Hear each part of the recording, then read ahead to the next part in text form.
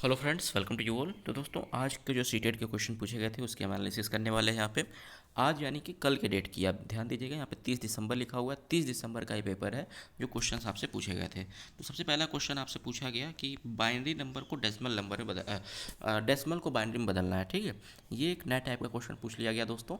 ये आपके पहले पेपर में पूछा जाता था, लेकिन इधर देखने के लिए नहीं मिल रहा था। आज मतलब जो कल आपके एग्जाम हुए हैं उसमें आपको देखने के लिए मिल गया है कि 257 को आपको किस में बदलना है, बाइनरी में बदलना है। कैसे बदलते हैं दोस्तों, आप जानते हैं बाइनरी में बेस 2 होता है। तो इसको हम क्या करेंगे, 2 से जो है इसको हम फैक्टराइज करते जाएंगे। ठीक है, इसका हम गुणनखंड विधि इसको होता है, कहा जा सकता है, इसका गुणनखंड करते जाएंगे। और इधर के साइड में हमको रिमाइंडर लिखना होगा। जैसे 257 को जब हम 2 से भाग देते हैं तो ये 128 बार में कट जाएगा। ठीक है, लेकिन 128 देखिए, 2 गुणे 128 256 होता है। एक रिमाइंडर बच गया है, 257 था यहाँ पे, तो एक इसको हम इधर लिख देंगे साइड में। फिर 2 से काटेंगे, ये 64 बार में, यहाँ पे शून्य बच जाएगा। फिर 2 से काटेंगे 32 बार में, यहाँ पे भी शून्य बच जाएगा। फिर 2 से काटेंगे, ये 16 बार में कटेगा, फिर यहाँ पे शून्य रिमाइंडर बच जाएगा।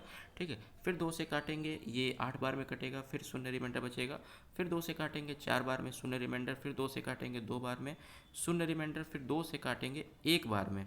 ठीक है, शून्य रिमाइंडर, और फिर 2 से काटेंगे तो यहाँ पे एक रिमाइंडर बचेगा। ध्यान दीजिएगा, आखिरी वाला ये जो रिमाइंडर बचा हुआ है एक, इसको कई सारे लोग स्किप कर जाते हैं, तो आखिरी में भी एक रिमाइंडर बचेगा, इसको आपको ध्यान देना है। ठीक है, जब एक को हम काटेंगे तो कुल मिला करके अब आपको क्या करना है कि पीछे से चलते जाना है, मतलब नीचे से, इधर साइड से।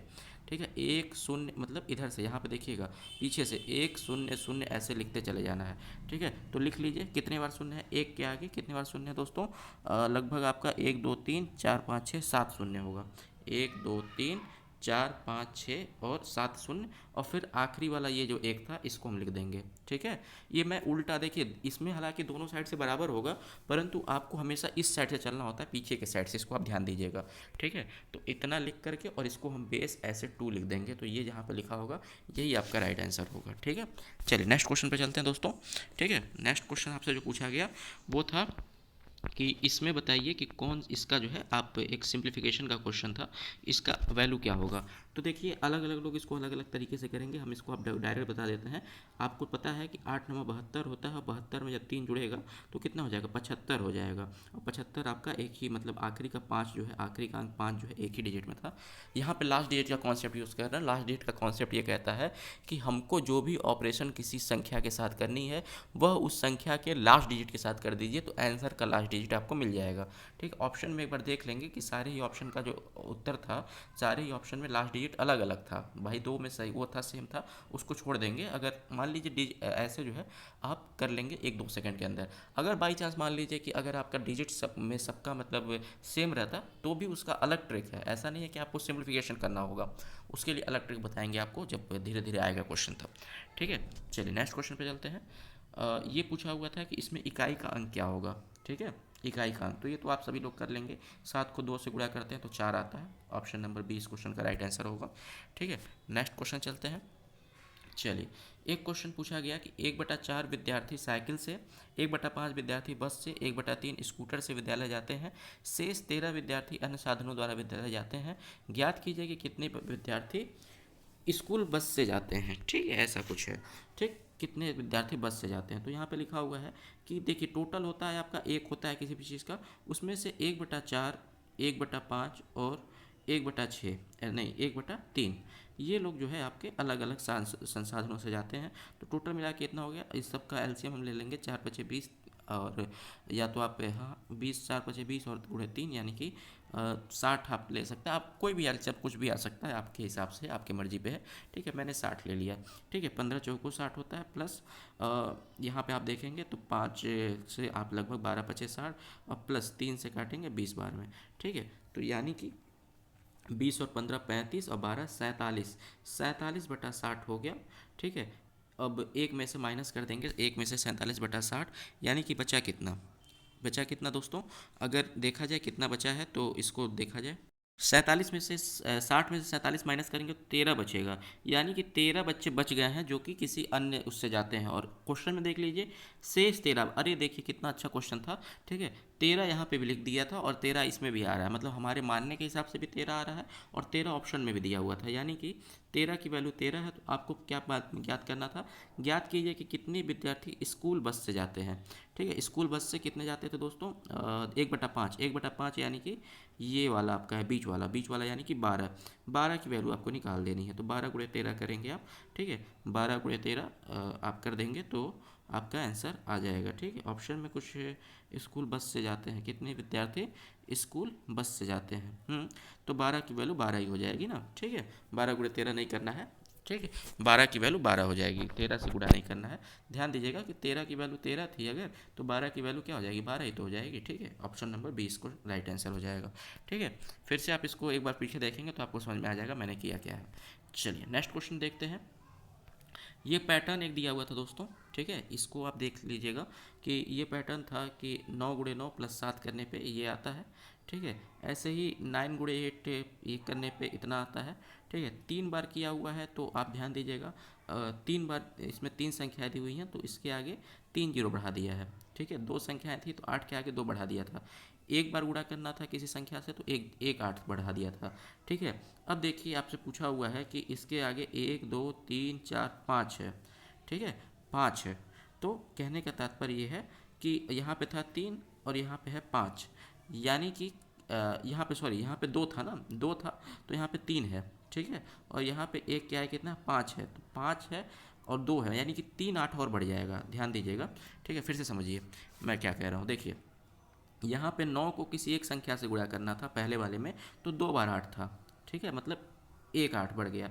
यहाँ पे 9 के बाद एक 8 है और एक मतलब यहाँ पे किसी संख्या से गुणा नहीं करना था, ऐसा देख लीजिए।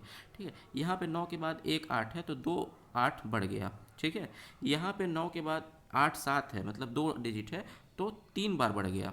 ठीक है, ऐसे ही यहाँ पे 9 के बाद 1 2 3 4 5 है तो कितने बार बढ़ेगा दोस्तों, 6 बार 8 बढ़ेगा, 6 बार 8।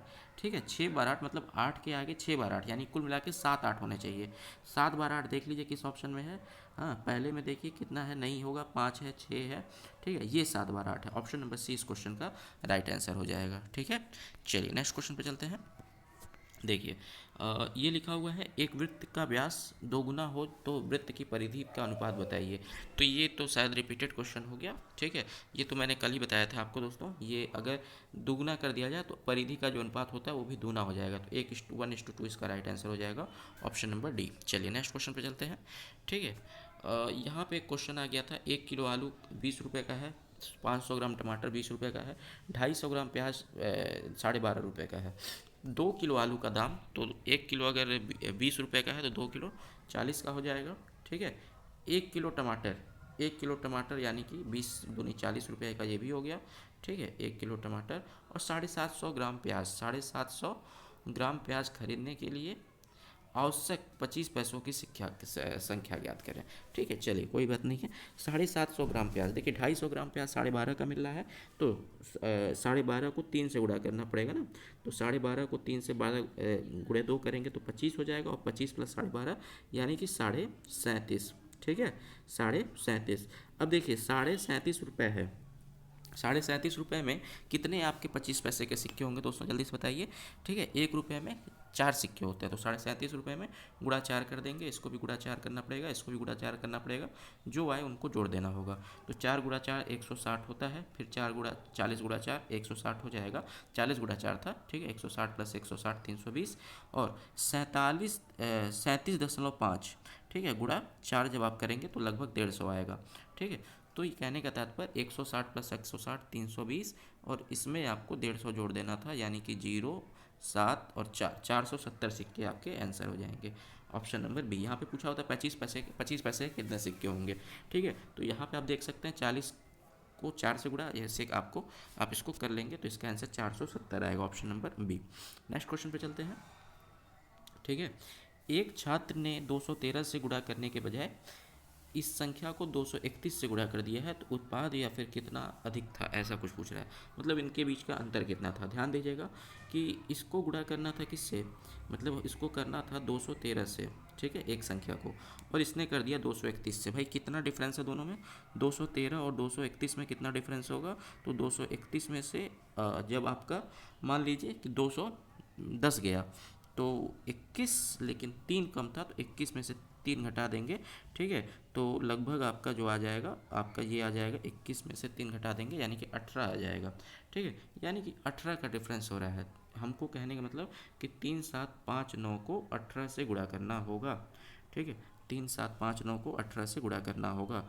तो आप देख सकते हैं 8 9 जा 72 होता है। ऑप्शन नंबर ए इसका राइट आंसर हो जाएगा, ठीक है। 8 9 जा 72, आखिरी का डिजिट मैं बस निकाल लेता हूँ, ठीक है। आखिरी का डिजिट का कॉन्सेप्ट मैं यूज़ कर रहा हूँ। चलिए नेक्स्ट क्वेश्चन चलते हैं डायरेक्ट, इसमें ज़्यादा नहीं कुछ करना था।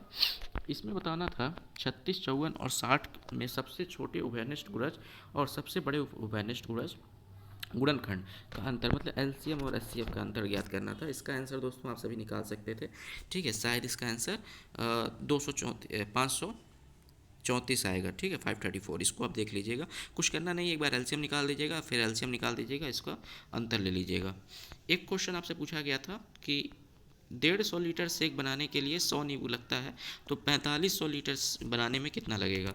भाई 150 बनाने में कितना लग रहा है, 100 नींबू लग रहा है, तो 4500 बनाने में कितना लगेगा, ठीक है। देखिएगा किससे गुणा किया हुआ दोस्तों, 30 से गुणा किया हुआ, तो इसको भी 30 से गुणा कर देंगे, कितना हो जाएगा 30 और 2 जीरो और बढ़ जाएगा, यानी कि 3000 नींबू लगेगा, ठीक है। यही आपका राइट आंसर हो जाएगा। चलिए, तो ये दोस्तों आज के कुछ क्वेश्चंस थे, मतलब कल यानी कि 30 तारीख को जो क्वेश्चन पूछे गए थे, ठीक है, वो क्वेश्चन हमने यहाँ पे डिस्कस करने का कोशिश किया। आशा करेंगे कि आपको समझ में आया होगा, कुछ नए कॉन्सेप्ट आप सीखे होंगे, ठीक है। कॉन्सेप्चुअल क्वेश्चन पूछे जा रहे हैं, आशा करते हैं कि आपको क्वेश्चन समझ में आया होगा। धन्यवाद।